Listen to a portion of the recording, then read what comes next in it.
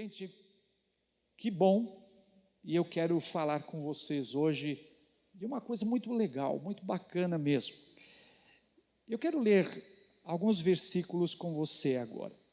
1 Tessalonicenses, carta de Paulo, de 1 Tessalonicenses, capítulo de número 5, versos 15 e 16. Diz assim esse texto: cuidem que ninguém retribua o mal com o mal, mas procure sempre fazer o bem uns aos outros. Vamos para o próximo. Estejam sempre alegres. Estejam sempre alegres. São 2 versículos bem curtos, e eu quero explicar para você o que está acontecendo aqui, porque essa aqui é uma das mensagens de uma série que eu tenho pregado em nossa igreja sobre a igreja. Eu passei um semestre falando sobre Jesus e o outro semestre falando sobre a igreja de Jesus. Então, a igreja é uma coisa muito importante, a igreja deve ser tratada com muito respeito, com muito carinho. Tem muita gente atacando a igreja e muita gente se envergonhando da igreja, mas a gente não precisa ser assim. A gente pode ter uma visão correta. E o contexto aqui, quando Paulo escreveu essa carta, ele escreveu para uma igreja que era muito novinha, havia acabado de ser organizada. Imagine só, uma igreja com 2 meses de idade, era uma igreja muito nova, e Paulo apresenta nessa carta uma ênfase muito forte, que é a segunda vinda de Jesus. Jesus virá novamente. Se você não sabia disso, você está sabendo novamente, Jesus virá. Nós não podemos nos esquecer disso, isso não pode sair mais da nossa memória, que Jesus virá. Igreja de Cristo lembra da vitória de Cristo sobre a morte, e lembra que Cristo virá novamente. E quando Paulo deveria ser um pregador, viu, pastor Danilo? Um pregador muito bom. Eu creio que quando ele pregou lá, que Jesus estava vindo, o pessoal falou, vem amanhã. Era tanta fé, era tanto conhecimento do Cristo vivo, que eles pensavam assim, Cristo vem amanhã. Então essa igreja, tão novinha, estava vivendo isso. Cristo virá, Cristo vai chegar.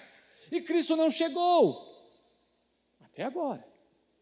Mas Paulo não estava só falando àquela igreja, ele estava falando com todas as igrejas, apesar dessa carta ter sido levada àquela igreja. Ele estava falando com a igreja hoje. Nós temos que viver como se Cristo viesse hoje. Como se Cristo viesse hoje. Seria o fim de toda dor, todo sofrimento, seria o fim da injustiça, da corrupção, todas essas coisas todas que a gente tem visto aí, né?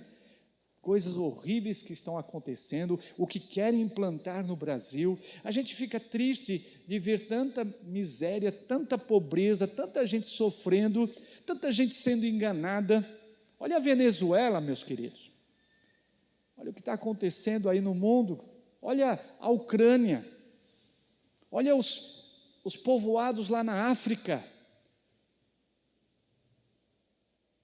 Muita coisa ruim está acontecendo. E tudo isso um dia vai acabar. Tudo isso vai acabar.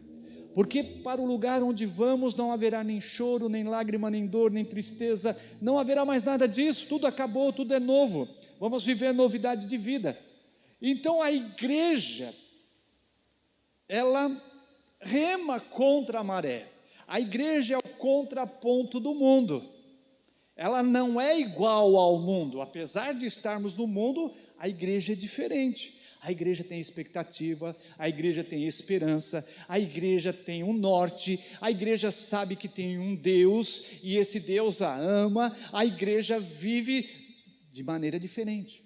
Mas o que é a igreja? A igreja não é o templo. A gente sabe disso, a igreja não são os bancos. A igreja... E a palavra igreja quer dizer chamado para fora. A igreja é chamada para fora, para sair, para se desligar, para sair do mundo de pecado e estar no mundo sem se contaminar com o pecado. Igreja é isso. Igreja é o corpo de Cristo. Igreja, ela representa Jesus no mundo. Ela representa o Senhor. Então, está se referindo às pessoas chamadas para saírem do pecado e servirem ao Senhor.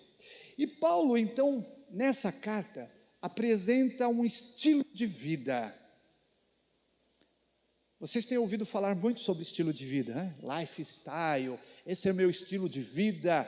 E a igreja também tem que ter o seu estilo de vida. Ela tem que ser marcada por um projeto de vida. Tem que viver de um jeito diferente. E Paulo apresenta aqui duas características muito importantes para que eu e você, que somos a igreja, porque a igreja são aqueles que foram chamados, a igreja não é o templo, um estilo de vida diferente, um estilo de vida marcante. A igreja, em primeiro lugar, segundo Paulo aqui, ela é o lugar da bondade. É um lugar de bondade. E Paulo disse aqui: sede sempre bondosos, sempre bondosos. Olha a característica da igreja: é ser bondoso hoje, é ser bondoso amanhã, é ser bondoso depois de amanhã, não é ser maldoso, malicioso, não é ser viver de acordo com o que o mundo diz, as regras do mundo. Não, as regras do mundo são diferentes. A nossa é marcada pela bondade. O mundo é cheio de maldade. É cheio de maldade. Citei alguns países aí onde a maldade é muito cruel. Muito cruel. O que acontece na África, gente, é de doer o coração. É de doer o coração. Eu estava conversando com um venezuelano esses dias, é de doer o coração. A refeição dos camaradas lá, sabe qual é? Mandioca com farinha. É a melhor refeição de um venezuelano hoje. E não peguei isso na internet lá. O cara me falou, ele falou: pastor, o que vocês veem aqui na televisão não é nada do que nós estamos sofrendo lá. Não é nada. O que a gente vê sobre a África é quase nada do que eles estão passando lá. Povos estão se matando lá, se degladiando. A Ucrânia é tão distante, mas a maldade está lá, a maldade está em toda parte, a maldade está na família, existem famílias brigando o tempo todo, pais matando filhos, filhos matando pais.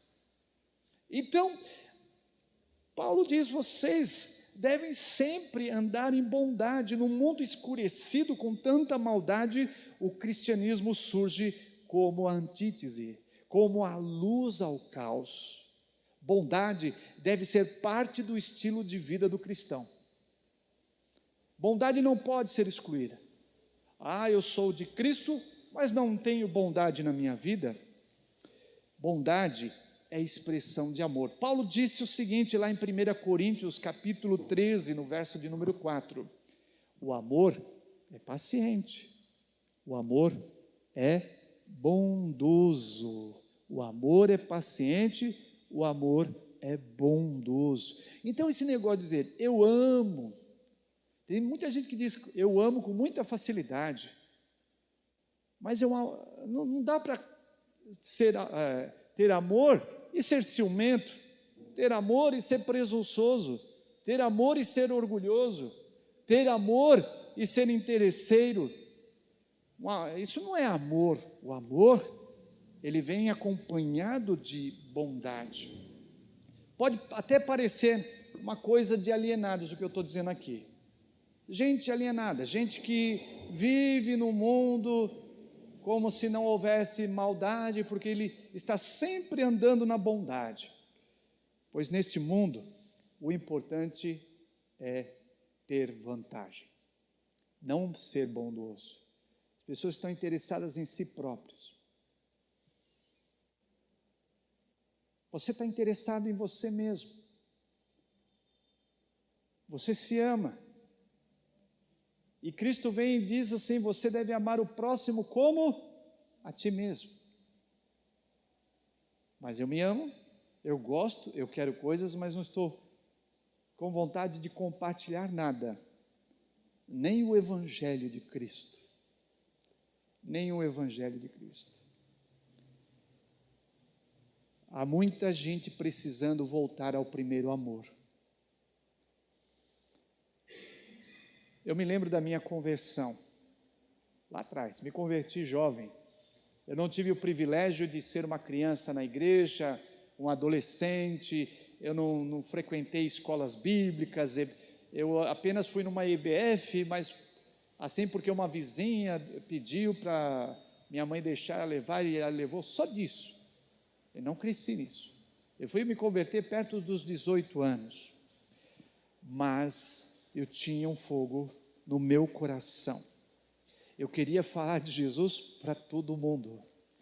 Eu encontrava a pessoa, estava falando de Jesus. E aí eu comecei a evangelizar um colega na escola. Comecei a falar de Jesus para ele, falar do amor de Cristo. Aí ele me chamou no canto e falou assim: Walter, não precisa falar para mim de Jesus. Por quê? Porque eu sou de Jesus. Agente secreto de Jesus. Era meu amigo, eu podia ir para o inferno e ele se calou, ele não pregou o Evangelho, ele não foi bondoso, ele não estava entendendo a missão dele na terra, ele estava escondido. Quantas pessoas estão escondidas, não estão sendo bondosas, não estão levando mais palavra de apoio, não estão levando mais palavras de salvação, estão levando somente palavras às vezes de ódio. Veja só, nessa questão de política que estamos vivendo, pessoas brigando o tempo todo, se ofendendo o tempo todo, dividindo o Brasil. Isso é um jogo sujo do diabo. Nós devemos unir, nós devemos chegar com uma palavra boa, nós somos sal e luz, a nossa palavra deve ser temperada, deve ser uma palavra gostosa, as pessoas devem querer ouvir a gente. Quando você chega num lugar, as pessoas se afastam de você ou chegam perto de você? Infelizmente, as pessoas estão se afastando do povo da igreja, porque o povo da igreja não está comunicando bondade, está comunicando a mesma coisa que eles. Como é que vamos atraí-los? Bondade é expressão de amor, mas ser bondoso é ser comprometido com o plano de Deus para a nossa vida, não tem como separar isso. O cristão tem um compromisso com Jesus, não com o mundo, e nem o que o mundo pensa. O espírito de vingança não pode dominar a nossa vida, mas o perdão deve nortear cada passo que você, como uma pessoa que ama Deus, deve dar. 1 Pedro 3,9 diz assim, eu vou ler aqui: não retribuam mal por mal, nem insulto com insulto. Ao contrário, sejam diferentes, retribuam com uma bênção. Foi para isso que vocês foram chamados, e a bênção lhe será concedida. Você quer ser abençoado? Então passe a abençoar. O povo está pedindo bênção, eles vêm para a igreja porque querem bênçãos, querem bênção. Hoje eu falei de manhã na igreja, por que as pessoas estão procurando igreja hoje? Sabe por que elas estão procurando igreja? Para resolver o problema dela, para resolver o problema porque ela não tem carro, porque ela não tem casa, porque ela não tem emprego, porque ela não tem isso, porque não... Ótimo, ótimo, você vai para a igreja, mas essa não deve ser a sua motivação primeira. Não deve ser o motivo que vai te levar a estar envolvido com sua igreja. E eu gostaria de ver pessoas indo para a igreja procurando, por exemplo, santidade. Procurando santidade.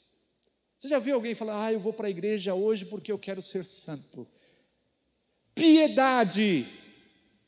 Hoje eu quero ser piedoso, eu quero ter uma vida de oração, eu quero buscar mais a Deus, eu quero buscar mais a palavra do Senhor, eu quero guardar mais tempo na presença de Deus, eu quero evangelizar mais, eu quero andar mais nos caminhos do Senhor. Você tem visto isso? Mas as pessoas estão indo querendo receber bênçãos, mas não estão a fim de abençoar e não querem ser transformadas, porque ser bondoso é ser transformado. Ser bondoso é andar com Cristo, é viver com Ele. Ser bondoso é ser parecido com Jesus. Quem aqui se parece com Jesus? Você se parece com Jesus?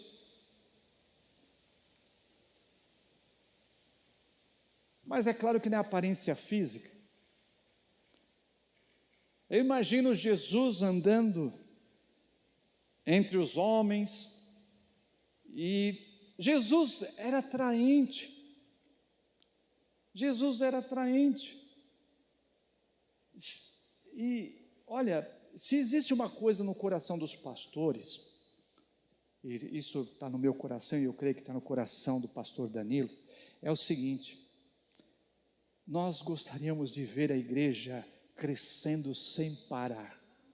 Nós gostaríamos de ver gente salva todos os dias. Nós gostaríamos de batizar sempre. Nós gostaríamos de ver o povo se envolvendo, buscando a palavra de Deus. E aí, a gente queria até uma estratégia. E certamente, pastor, como eu, já leu muitos livros sobre estratégia de crescimento de igreja, estratégia missionária, estratégia porque a gente quer ver isso acontecer. Mas eu venho descobrindo na minha vida, na minha longa carreira cristã, que já estou chegando aí na terceira idade, que a igreja, antes da estratégia, ela precisa do amor. A igreja precisa ser parecida com Jesus, porque Jesus era atraente. Jesus era atraente, onde ele passava, as pessoas queriam estar perto dele, queriam andar com ele, queriam viver com ele. E o que vai nos fazer ser atraentes? Vai ser o amor, vai ser a bondade, nada menos do que isso. Efésios capítulo 4, verso 32, o apóstolo Paulo disse o seguinte: sejam bondosos, em vez disso sejam bondosos e tenham compaixão uns dos outros, perdoando-se como Deus os perdoou em Cristo.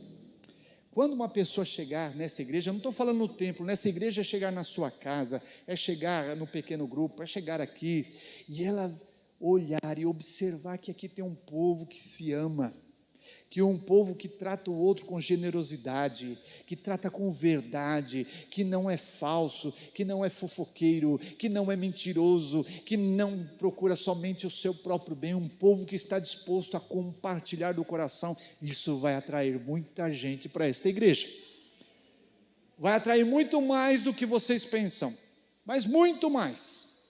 As pessoas serão atraídas porque algo novo está acontecendo. Elas não estão acostumadas a ver bondade, elas não estão acostumadas a ver perdão, compaixão, elas não estão acostumadas a ver um povo que entendeu a bondade e vive a bondade. Igreja é lugar de bondade. Segundo, a igreja é lugar de alegria. Igreja é lugar de alegria. Irmãos, às vezes quando a gente canta na igreja, dá vontade de a gente chorar, não dá? Não dá vontade? A gente se emociona com uma música, mas o pessoal que está aqui dirigindo o louvor, às vezes fica com vontade de chorar, porque olha para a cara da gente e fala assim: não é possível que esse povo é tão triste assim. Até algumas letras de música que a gente canta, deveriam expressar outra coisa, mas através da nossa atitude expressam outra. Por exemplo, sou feliz com Jesus, sou feliz com Jesus, meu Senhor. Você acreditou que eu sou feliz? Você acreditou? A pessoa não é capaz de expressar um pingo de sorriso, não consegue expressar um pingo de emoção, não consegue se animar com a palavra de Deus, não consegue se envolver com o Espírito da verdade e se alegrar com Ele. Igreja é lugar de alegria, de constante alegria. Paulo disse: sejam bondosos, alegrem-se sempre. Alegre-se sempre. A igreja não é lugar de entretenimento, de brincadeiras, mas é lugar de alegria. Olha só, porque tem gente hoje procurando lugar de entretenimento, de diversão, de palhaçada. Igreja é lugar de gente séria e que entendeu o que é alegria. Não confunda alegria com distração, nem acredite que o dinheiro compra alegria. Tem muita gente que acha que o dinheiro vai lhe trazer alegria. A alegria, queridos, ela tem sido procurada pelas pessoas, sabe aonde? Nas farmácias. As pessoas querem remédio para alegrar, remédio para lhe motivar, remédio para lhe curar dessa tristeza, dessa angústia da alma. E remédio não tem curado, remédio é paliativo. Remédio pode deixar você anestesiado, mas não vai lhe trazer alegria. Eu não estou dizendo que você não deva tomar remédio. Se seu médico lhe passou um remédio, tome. Eu até recomendo que você ore antes de tomar. Antes de tomar o remédio, ore.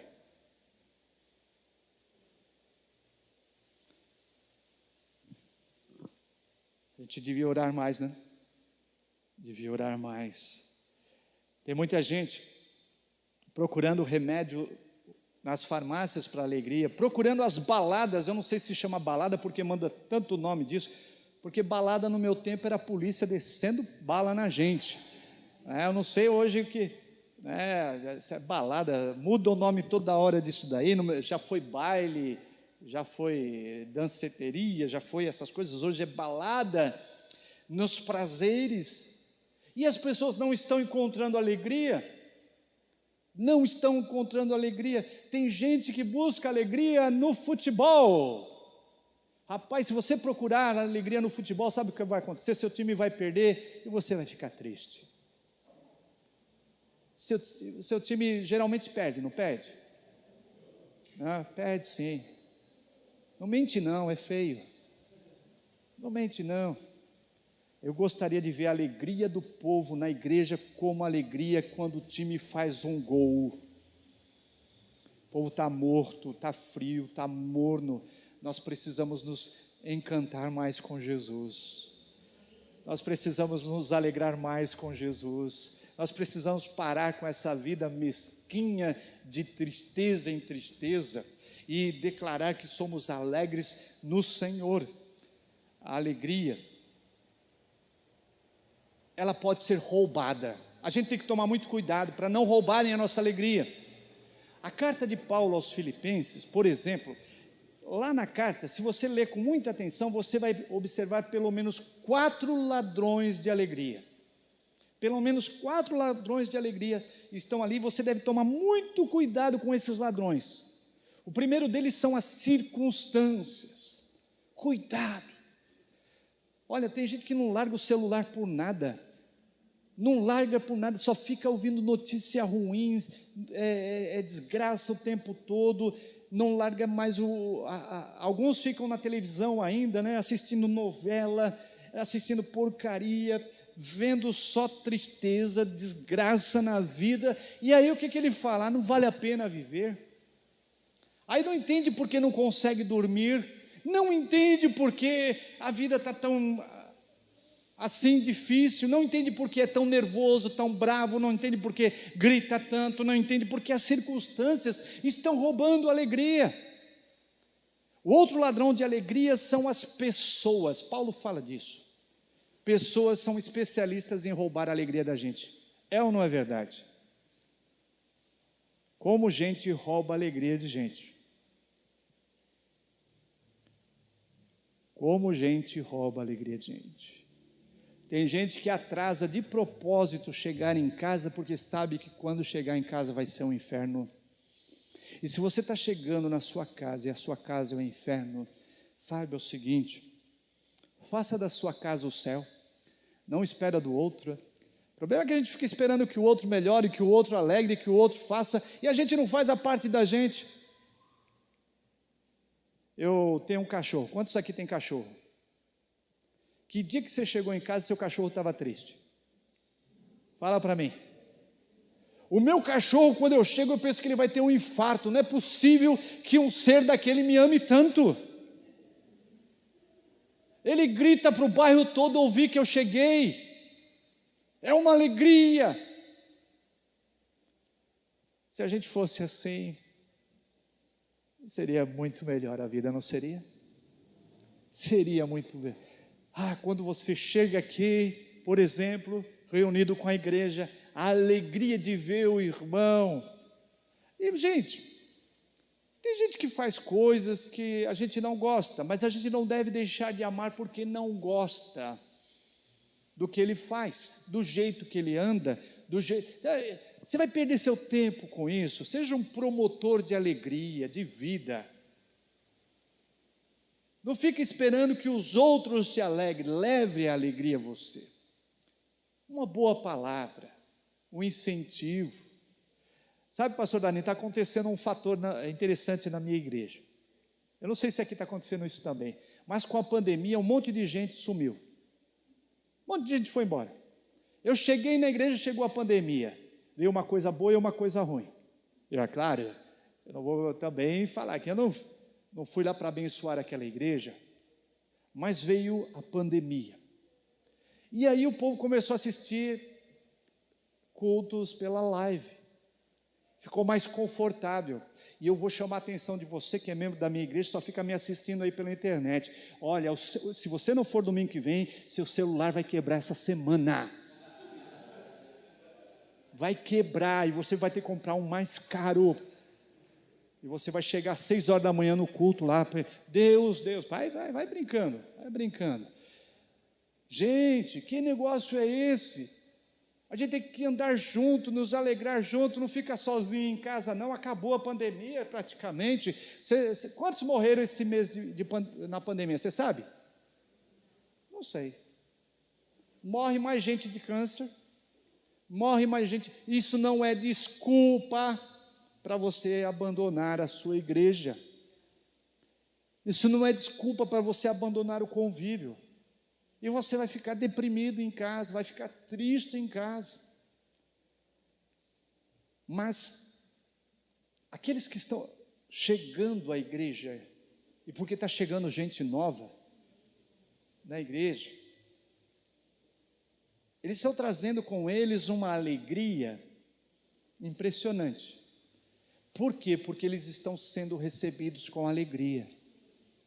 Acabou aquele negócio de panelinha, acabou aquele negócio de ser exclusivista. É claro que sempre vai ter um ou outro que parece que nasceu com a pá virada, não? Antigamente falava isso, eu não sei o que significa isso, até hoje eu não sei. Se alguém sabe o que significa pá virada? Mas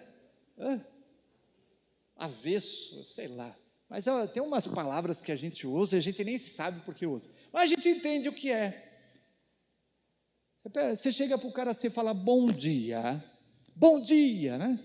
O cara fala assim, bom dia por quê?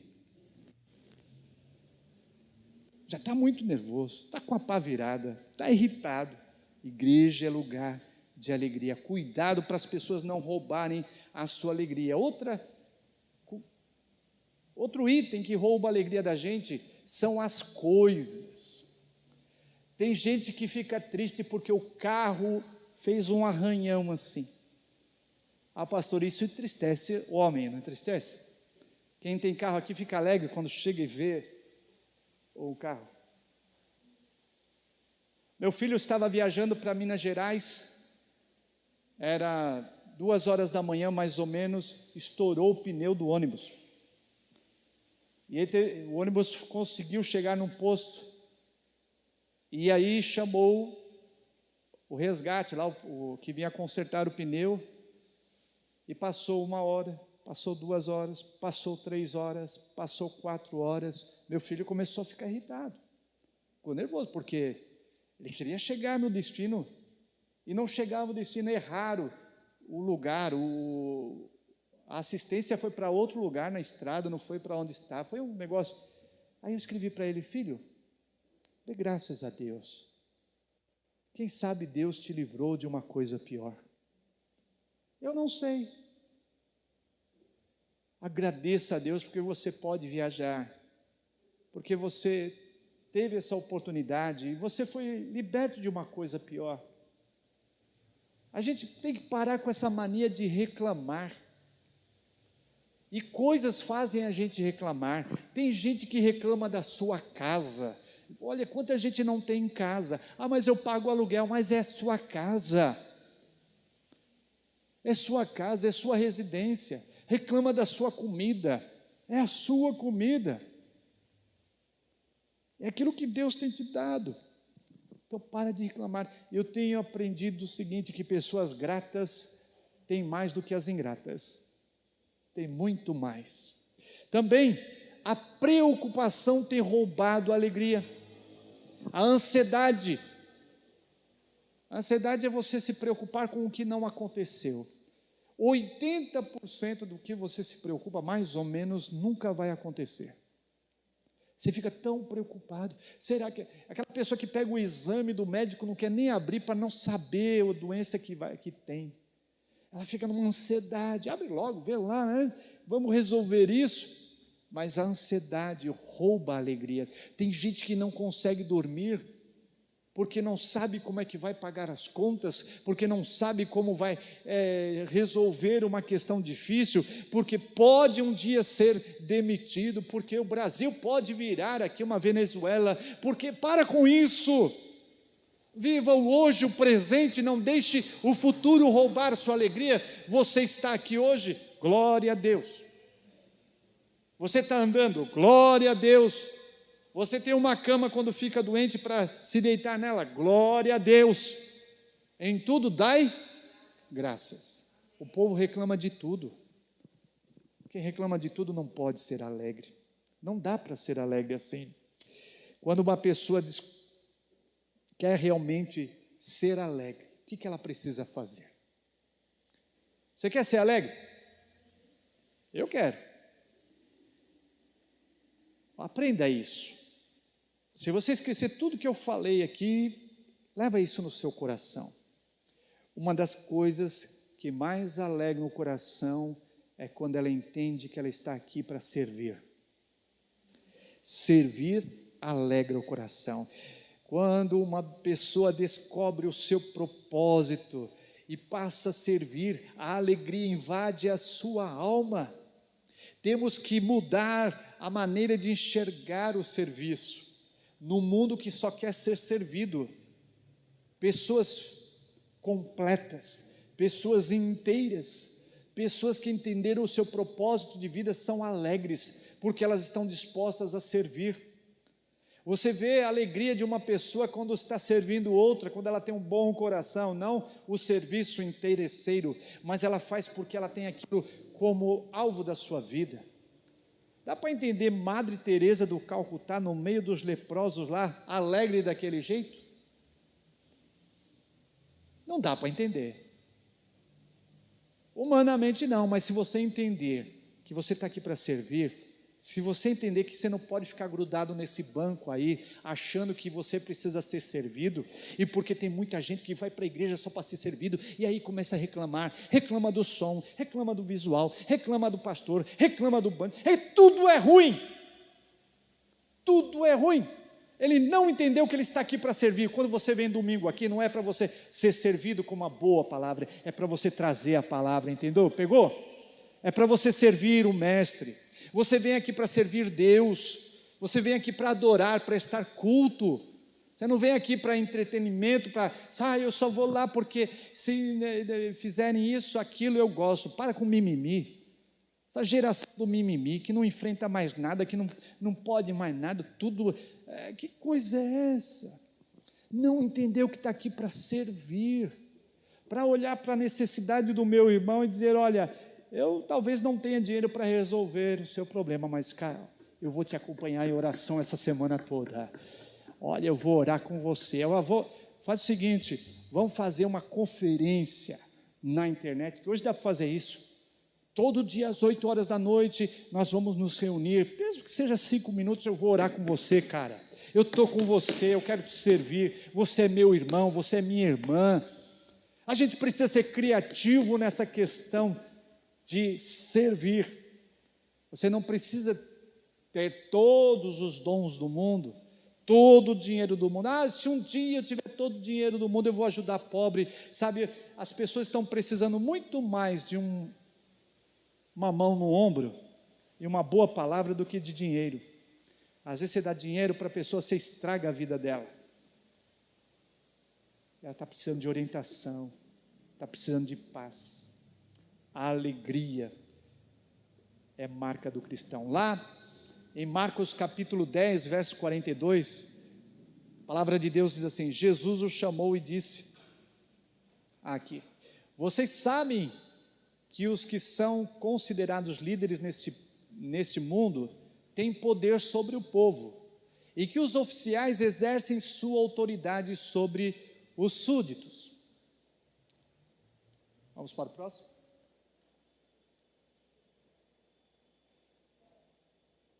Ok.